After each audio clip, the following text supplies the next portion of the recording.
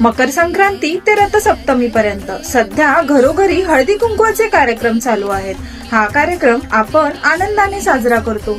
आज ज्या सहजतेने स्त्रिया घराबाहेर पडून या कार्यक्रमाला जातात त्यामागे 150 वर्षापूर्वीचा सामाजिक संघर्ष दडला आहे. मकर संक्रांतीचा हळदी कुंकू म्हणजे फक्त वाण देणं घेणं नाही, तर हा स्त्रियांच्या सामाजिक स्वातंत्र्याचा पहिला कट्टा होता. जेव्हा महिलांच्या घराबाहेर पडण्यावर बंदी होती तेव्हा समाज सुधारकांनी हळदी कुंकवाचा वापर स्त्रियांना एकत्र आणण्यासाठी केला. सन 1852 मध्ये सावित्रीबाई फुले यांनी या सणातून जातीभेदाच्या भिंती फोडल्या. सन 1873 मध्ये पुण्यात चक्क 1000 महिलांना एकत्र आणून सरस्वतीबाई जोशी यांनी क्रांती केली होती. रत्नागिरीमध्ये सावरकरांनी दलित आणि ब्राह्मण स्त्रियांना एकाच जाजमावर बसून समतेचा संदेश दिला होता. हेच जर आध्यात्मिक दृष्टीने पाहिले तर हळद कुंकू लावल्याने स्त्रियांमधील गुप्त आदिशक्ती जागृत होते. ही एका जीवाने दुसऱ्या जीवातील देवतत्वाची केलेली पंचोपचार पूजाच आहे.